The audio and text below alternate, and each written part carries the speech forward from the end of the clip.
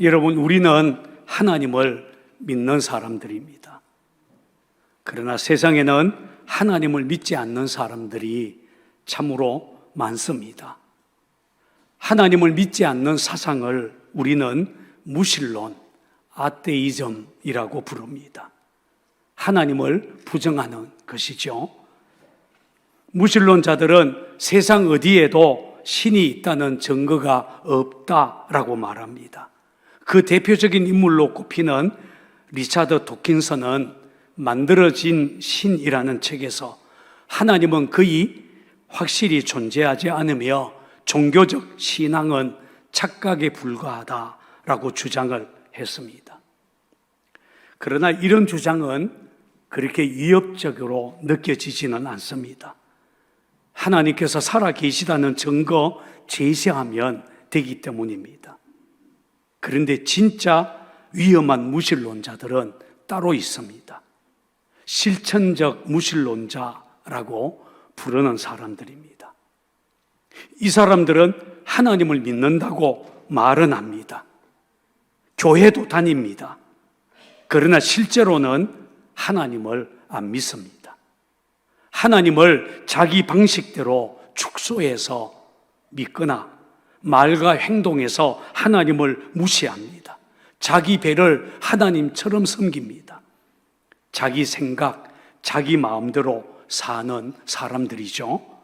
문제는 이런 사람들이 참 많다는 것입니다. 교회 안에도 있습니다. 언젠가 말씀드렸습니다만 사하라의 불꽃이라는 책을 쓴 사를드 푸코는 예수님을 인격적으로 만나고 난 다음에 캐톨릭의 귀의에서 수도사로 사하라 사막에서 원주민에게 선교하다가 순교를 당한 사람입니다. 그는 자신의 영적 수기라고 할 수 있는 이 책에서 이런 질문을 던집니다. 하나님을 믿는 크리스찬에게 가장 어려운 것은 무엇인가? 물론 사람마다 답변이 제각각일 수 있겠지만 그는 스스로 이렇게 대답을 합니다. 하나님을 믿는 크리스찬에게 가장 어려운 것은 하나님을 믿는 것이다. 참으로 전곡을 찌르는 말이에요. 말장난처럼 들릴 수 있지만 우리는 이 말이 무슨 뜻인지를 잘 압니다. 오늘 우리가 읽은 시편 76편이 바로 우리가 하나님을 믿고 산다는 것이 어떤 것인지에 대해서 묻고 있는 시편입니다. 이 시편의 내용은 크게 둘로 나눌 수가 있습니다. 앞부분 1절에서 6절은 하나님께서 유대와 이스라엘에게 알려지셨다라는 내용이고, 후반부 7절에서 12절은 알려지신 그 하나님이 바로 경외 받으실 이시다라고 노래합니다. 이 시편은 가장 먼저 하나님께서 유대에 알려지셨다라는 선포로 시작합니다. 자, 1절을 찾아서 같이 읽겠습니다. 시작. 하나님은 유다에 알려지셨으며 그의 이름이 이스라엘의 크시도다. 세번역은 이 부분을 보다 더 실감나게 번역을 하고 있습니다. 유다에서 하나님을 모르는 사람이 누구랴? 그 명성 이스라엘에서 더 높다. 유다와 이스라엘에서 하나님 모르는 사람이 누가 있겠냐? 다 하나님 알고 있다라는 말입니다. 하나님이 어떤 분이신지 그들에게 가장 잘 알려지게 된 사건은 아마 출애굽 사건일 것입니다. 하나님께서 이스라엘을 애굽 땅에서 구원해 내실 때에 얼마나 놀라운 일들을 행하셨습니까? 애굽 땅에 10가지 재앙을 내리셨습니다. 홍해를 갈라서 그들을 바로의 손에서 구원해 내셨습니다. 출애굽기 14장 31절에 보면 이런 말씀이 나옵니다. 이스라엘이 여호와께서 애굽 사람에게 행하신 그 큰 능력을 보았으므로 백성이 여호와를 경외하며 여호와와 그의 종 모세를 믿었더라. 이 출애굽 사건을 통해 하나님은 이스라엘에게 잘 알려지셨다는 거예요. 이스라엘만이 아닙니다. 애국과 그 주변 나라에게도 다 알려지게 되었습니다. 여호수아 2장에 보면 이스라엘 정탐꾼 두 사람이 여리고의 기생 라합의 집에 들어갔을 때 라합은 이런 고백을 합니다. 너희가 애굽에서 나올 때에 여호와께서 너희 앞에서 홍해물을 마르게 하신 일과 너희가 요단 저쪽에 있는 아모리 사람의 두 왕 시온과 옥에게 행한 일, 곧 그들을 전멸시킨 일을 우리가 들었음이니라. 우리가 듣자 곧 마음이 녹았고 너희로 말미암아 사람이 정신을 잃어갔나니 너희 하나님 여호와는 위로는 하늘에서도 아래로는 땅에서도 하나님이시니라. 할렐루야. 이스라엘만이 아니라 주변 나라에도 하나님이 다 알려지게 되었다라는 것입니다. 더 놀라운 것은 그 위대하신 하나님이 이스라엘과 함께 하신다는 거예요. 자, 2절 3절도 같이 읽습니다. 시작. 그의 장막은 살렘에 있으며 그의 처소는 시온에 있도다. 거기에서 그가 화살과 방패와 칼과 전쟁을 없이 하셨도다. 여기서 살렘은 예루살렘의 옛 이름이에요. 살렘과 시온은 하나님께서 자기 백성들 가운데 머무는 장소, 곧 성전이 있는 장소를 지칭하는 말입니다. 하나님은 그곳 하나님의 성전을 자기 장막과 처소로 삼고 그들의 하나님이 되어 예루살렘을 지키고 보호해 주셨습니다. 적군들이 화살과 방패와 칼을 가지고 예루살렘을 공격했지만 하나님은 그 화살을 불쏘시개로 전쟁 무기를 불살라 버리셨다라고 노래합니다. 시편 76편의 역사적인 배경에 대해서 우리에게 잘 알려지지 않고 있지만 헬라어 번역인 70인역 셉튜아진트는 이 시편에 아수르인의 노래라는 표제를 붙였어요. 그래서 대부분의 주석가들은 이 시편이 하나님께서 예루살렘을 위협했던 아수르 왕 사네립의 군대를 물리치신 사건과 잘 어울린다라고 설명을 합니다. 열왕기하 18장에 보면 히스기야 왕 제14년에 아수르의 사넬립이 군대를 이끌고 와서 유다를 점령했어요. 그리고 예루살렘을 포위하고 예루살렘을 공격해 왔습니다.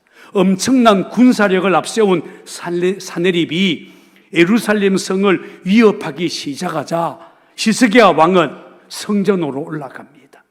사넬립이 보낸 위협하는 편지를 하나님의 성전 앞에 펼쳐놓고 하나님께 간절하게 부르짖어 기도합니다. 우리 하나님 여호와여, 우리를 그의 손에서 구원하옵소서. 하나님은 히스기야 왕의 기도를 들으시고 놀라운 방법으로 아수르 군대를 물리쳐 주셨습니다. 어떻게 하셨는지 아십니까? 하나님이 그날 밤에 사자를 보내 아수르 군대를 전멸시켰어요. 18만 5천 명의 군사들을 다 죽였습니다. 이튿날 아침에 잠이 깬 아수르 왕 사넬립은 이것을 보고는 혼비백산해서는 니느웨로 도망쳐 버렸습니다. 얼마 후에 그는 그의 신하들의 칼에 죽고 말지요. 그래서 시인은 오늘 본문 4절 6절에서 이렇게 노래합니다. 주는 약탈한 산에서 영화로우시며 존귀하시도다. 마음이 강한 자도 가진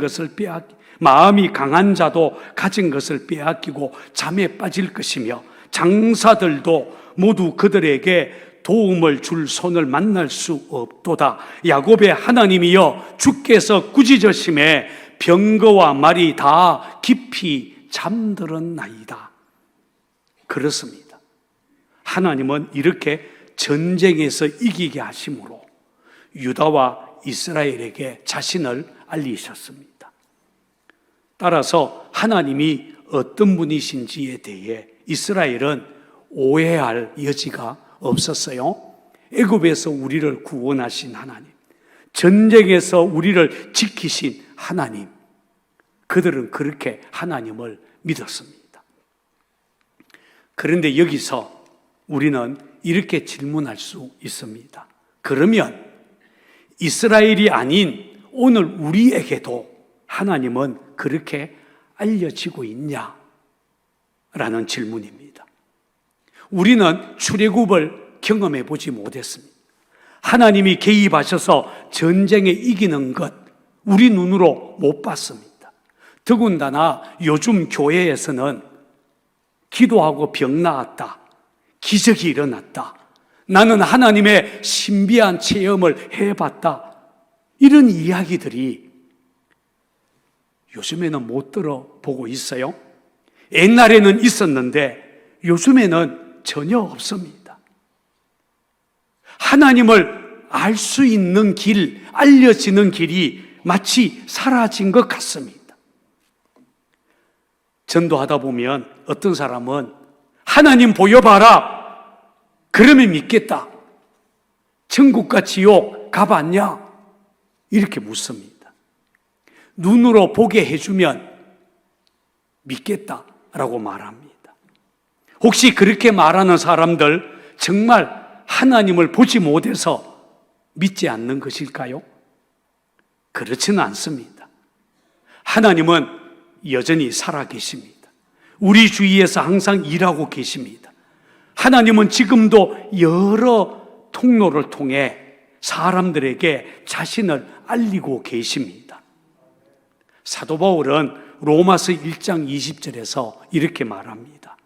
창세로부터 그의 보이지 아니하는 것들, 곧 그의 영원하신 능력과 신성이 그가 만드신 만물에 분명히 보여 알려졌나니 그러므로 그들이 핑계하지 못할지니라. 하나님이 만드신 모든 피조물을 통해 하나님의 능력과 신성이 지금 알려지고 있다, 알려졌다라는 것입니다. 여러분, 하나님이 만드신 것, 들에서 자라나는 들풀 하나, 아름다운 꽃송이 하나, 아니 눈을 들어 하늘만 쳐다봐도 하나님이 계시네, 그렇게 알게 하셨다는 거예요. 흔히 우리는 이것을 자연계시, 내추럴 리블레이션이라고 신학적으로 부릅니다. 그래도 사람들이 잘 모르니까 하나님은 그 아들 예수 그리스도를 세상에 보내주셨어요. 예수님은 이 땅에 오셔서 하나님을 우리에게 알리시고 보여주셨습니다. 사도 요한은 이렇게 말합니다. 본래 하나님을 본 사람이 없으되 아버지 품속에 있는 독생하신 하나님이 나타내셨느니라. 한 번은 예수님의 제자 빌립이 주여 아버지를 우리에게 보여주세요. 그때 예수님이 뭐라고 말씀하셨습니까? 빌립아, 네가 아직도 나를 알지 못하냐? 나를 본 자는 아버지를 보았거늘 어찌하여 아버지를 보이라 하느냐? 나와 아버지는 하나니라. 그렇게 말씀하셨습니다. 예수님을 통해 하나님은 하나님 자신을 우리에게 보여주셨다라는 것입니다. 또 있습니다. 바로 성경을 통해 하나님은 우리에게 알려지셨습니다. 성경은 하나님에 대해 정확하게 알려주는 세상에서 유일한 책입니다. 우리가 성경을 펼치면 하나님이 누구신지, 그분의 성품이 어떠신지, 그분의 뜻이 어떠한지 우리가 다 알 수 있다는 거예요. 성경을 통해 우리는 얼마든지 하나님을 알 수가 있습니다. 하나님은 지금도 우리에게 알려지고 있습니다. 어느 글에서 읽은 아주 오래된 이야기예요. 20대의 꿈 많은 젊은이가, 청년이 어느 날 갑자기 심장마비로 죽어서 하나님 앞으로 갔답니다. 청년은 하나님 정말 너무하십니다. 아무 얘기도 없이 부르시면 어떻게 합니까? 항의를 했대요. 하나님이 하도 기가 막혀서 그러면 내가 너를 다시 살려줄 테니까 세상에 나가서 살아라 하고 돌려보내 주었대요. 그런데 그 자리에서 그는 하나님 다음에 부르실 때에는 미리 예고 좀 해주세요. 그러면 잘 준비하고 올게요. 그렇게 이 청년은 살아나서 열심히 살았대요. 그러다가 여러 명의 손자와 손녀를 둔 할아버지가 되었는데 어느 날 밤 갑자기 또 죽어서 하나님 앞에 서게 되었답니다. 그래서 그는 하나님 앞에 또 항의했어요. 아니, 하나님, 부르기 전에 미리 알려달라고 하지 않았습니까? 그러자 하나님이, 이놈아, 나는 너에게 수십 번도 더 예고해 주었다. 네가 안 들었을 뿐이지. 그러자 이 사람이, 아니, 언제 말씀하셨어요? 되물었어요. 그때 하나님이 이렇게 말씀하셨답니다. 그래, 너 한번 잘 생각해 봐라. 네 나이 40이 되었을 때 어떻더냐? 몸이 옛날 같지 않는데 그렇게 말하지 않았더냐? 50이 넘으니까 눈도 침침해지고 허리도 아파서 거울 볼 때마다 나도 나이를 먹는구나, 그렇게 너 생각하고 말하지 않았더냐? 60이 넘고 70이 되니까 의욕도 없고 기력도 없고 내 친구들 죽어가는 거 보면서 이제 나도 떠날 때가 되었나 보다, 네 입으로 말하지 않았냐? 그게 다 내가 너한테 예고한 것이었어. 그만큼 예고했는데도 못 알아들은 네가 잘못이지. 여러분, 허리 아프면 빨리 깨달아야 돼요. 하나님이 계시구나. 천국 갈 때가 되었구나. 병들면 병원에 갈 생각 그만하고, 아이고, 하나님의 앞에 갈 준비해야지, 그렇게 생각하라는 거예요. 하나님은 지금도 여러 방법으로, 여러 것을 통해서 하나님이 살아 계시다는 것, 천국과 지옥이 있다는 것, 하나님이 우리를 구원하고 계시다는 것 알려주고 있다는 것입니다. 하나님은 예나 지금이나 우리에게 당신 자신을 알려주고 있습니다. 그래서 하나님은 알려지셨다라고 말합니다. 두 번째, 우리 하나님은 경외받으실 하나님이십니다. 자, 7절을 찾아서 같이 읽겠습니다. 7절입니다. 시작. 주께서는 경외받으실 이시니 주께서 한번 노하실 때에 누가 주의 목전에 서리이까. 여기 보면 시인은 우리 주님은 경외받으실 이시다라고 말합니다. 특히 주님, 아타, 주님이라는 말을 3번씩이나 사용해서 사람들이 세상에서 두려워해야 할 분은 오직 주님, 우리 하나님 뿐이다 라고 선포하고 있습니다. 우리가 세번역 성경을 보면 6절, 7절을 이렇게 번역해요. 주님께서 한번 호령하시면 병거를 탄 병사나 기마병이 모두 기절합니다. 주님은 두려우신 분, 주님께서 한번 진노하시면 누가 감히 주님 앞에 설 수 있겠습니까? 우리 중에 어떤 사람은, 아니, 하나님이 나타나서 말씀 한마디라도 해주시면 사람들이 다 믿을 텐데 왜 하나님은 가만히 계시냐라고 말합니다. 아니, 꿈에 나타나서 너 한번 죽어볼래? 당장 다음 주에 상곡교회 나가? 이러면 상곡교회 미어 터질 텐데 왜 하나님이 가만히 계시냐? 사람들은 그렇게 말합니다. 여러분, 몰라서 하는 말입니다. 하나님이 나타나서 말씀 한번 하시면 세상 사람들 다 끝입니다. 병거를 탄 병사, 기마병 다 기절했다. 성경은 그렇게 말합니다. 특히 시인은 한 번이라는 말을 사용합니다. 하나님이 말씀을 많이 하실 필요도 없어요. 하나님이 한 번 나타나서 이놈아! 이렇게 한번 호령만 해도 그 하나님 앞에 버틸 사람, 세상에 아무도 없다는 거예요. 이 일에 대해서 요한계시록 6장 15절 16절은 이렇게 말씀합니다. 땅의 임금들과 왕족들과 부자들과 모든 종과 자유인이 굴과 산들의 바위 틈에 수어 산들과 바위에게 말하되 우리 위에 떨어져 보좌 위에 앉으신 이의 얼굴에서와 그 어린 양의 진노에서 우리를 가리라. 그들의 진노의 큰 날이 이르렀으니 누가 능히 서리요 하더라. 무슨 말입니까? 마지막 날이 되면 하나님의 심판이 다가오면 사람들은 하나님이 두려워서 산과 바위 들어 우리 위를 덮어라, 우리를 숨겨달라, 차라리 하나님 앞에 서는 것보다 너희들이 우리를 덮어라, 이렇게 말하게 될 거라는 거예요. 여러분, 하나님이 세상 사람들을 이끄는 것 얼마나 쉬운 일입니까? 말씀 한 번만 하면 다 끝나버립니다. 그러나 그렇게 했다가는 우리 인간들이 도무지 감당할 수가 없으니까, 주님이 나타나면 다 기절해버리고 다 죽고 말 거니까 하나님은 오래 참으시고 우리를 향해서 지켜보고 계실 뿐입니다. 사람들은 별의별 말을 다 합니다. 인터넷을 보면, 신문이나 방송을 보면, 책에 보면 할 말 못할 말 다 쏟아놓습니다. 하나님이 어디 있냐? 하나님 죽었다. 죽으면 다 끝이지. 천국 지옥이 어디 있냐? 아닙니다.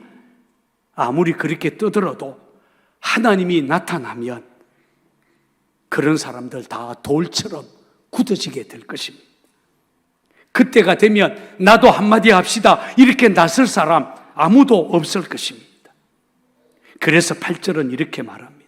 주께서 하늘에서 판결을 선포하심에 땅이 두려워 잠잠하였나니. 우리 하나님은 두려우신 분입니다. 세상 모든 사람들이 경외할 분이 우리 하나님이십니다.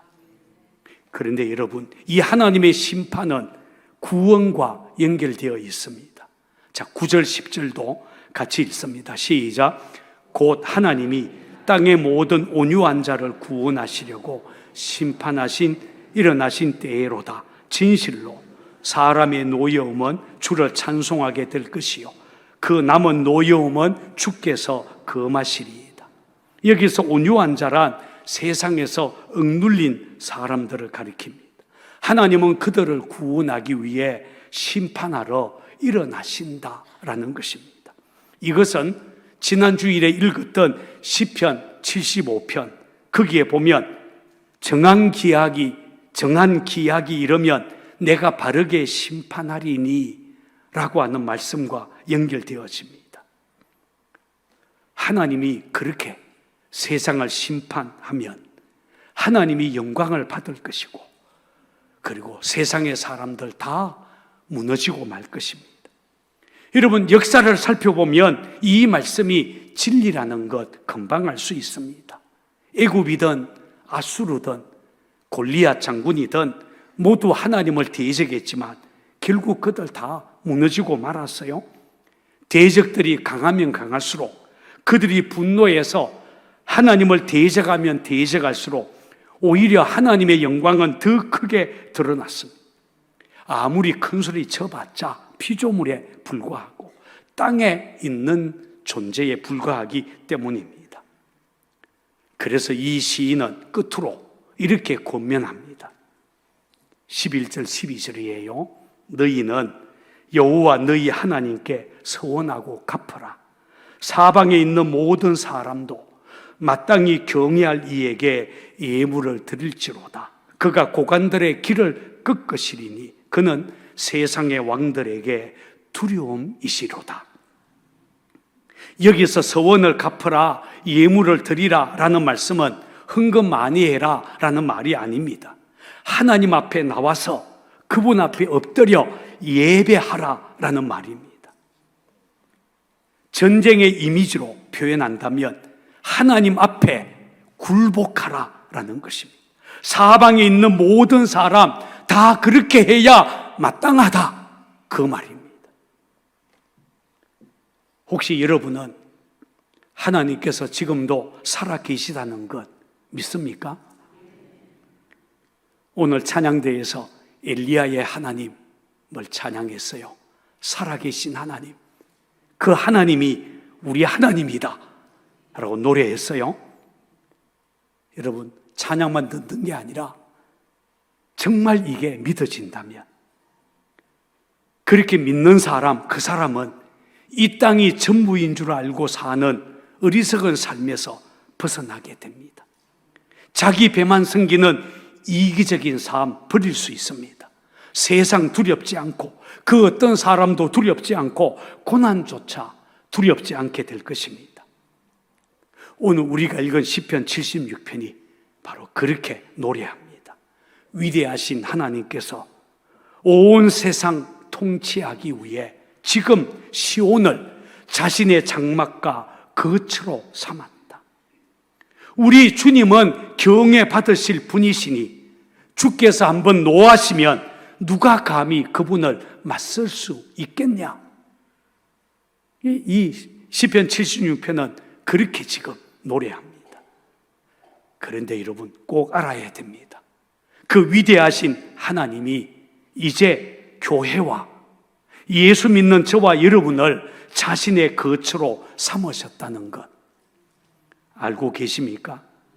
하나님은 교회와 성도들을 마치 살렘과 시온처럼 하나님 자신의 거처로 삼고 우리에게 하나님 매일매일 알려주시고 우리를 지키시고 보호하십니다.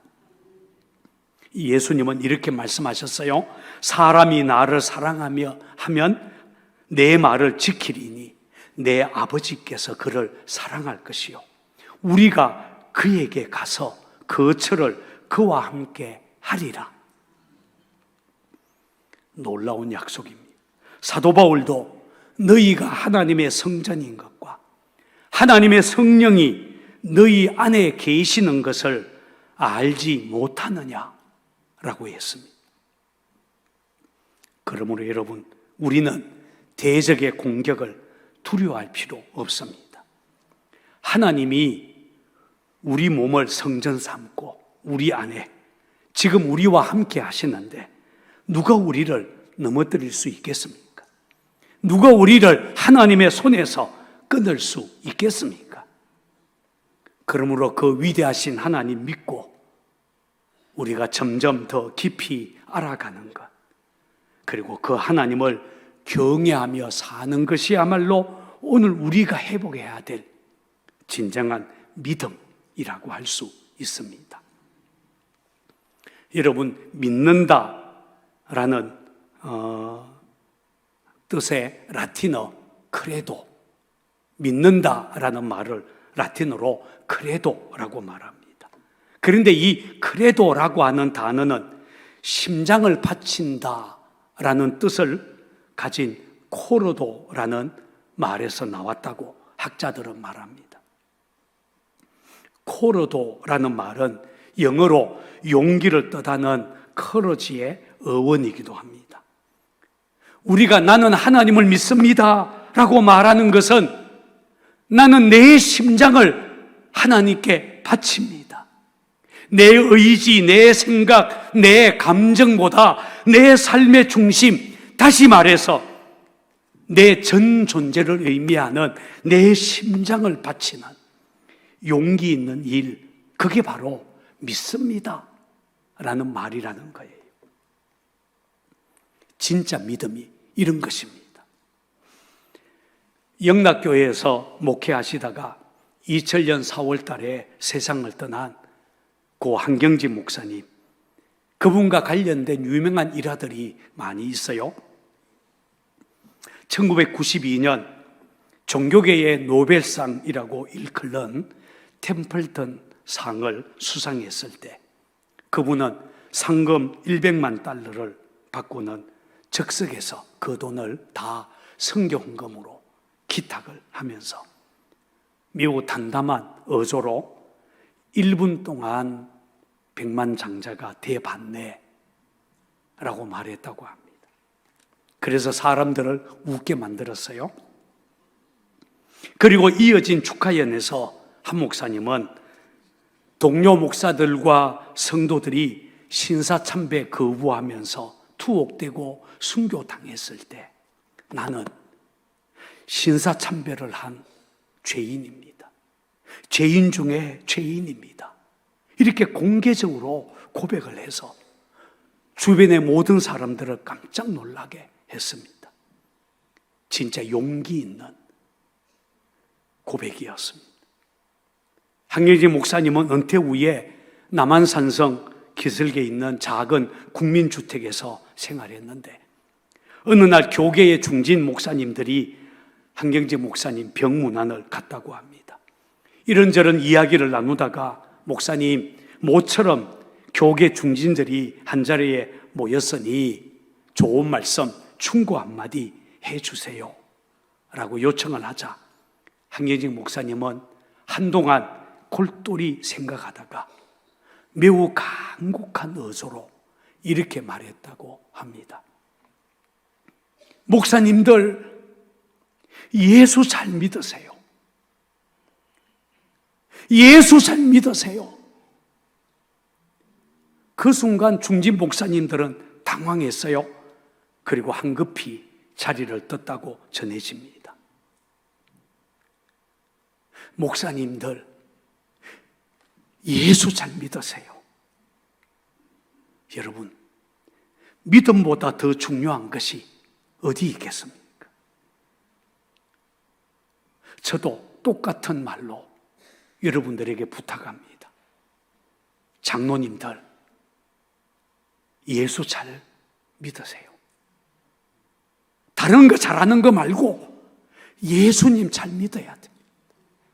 그리고 권사님들, 집사님들, 예수님 잘 믿으세요. 다른 거 말고 우리는 예수 믿는 사람들입니다. 어영부영 대강 믿지 말고 진짜 믿어야 됩니다. 세상 사람들이 뭐라고 하든 하나님 지금 살아계십니다. 우리 하나님은 경외받아야 하실 그런 분이십니다. 하나님이 보낸 예수 그리스도 죽으시고 부활하셔서 지금 성령으로 내 안에 나와 함께 계십니다. 그분이 내 구원자입니다. 여러분, 그렇게 분명히 믿으시기 바랍니다. 우리는 날마다 예수님 바라봐야 됩니다. 그분을 신뢰해야 됩니다. 그분을 경외해야 됩니다. 그렇게 함으로 우리 하나님 기쁘시게 하는 저와 여러분이 되기를 주의 이름으로 축원을 드립니다.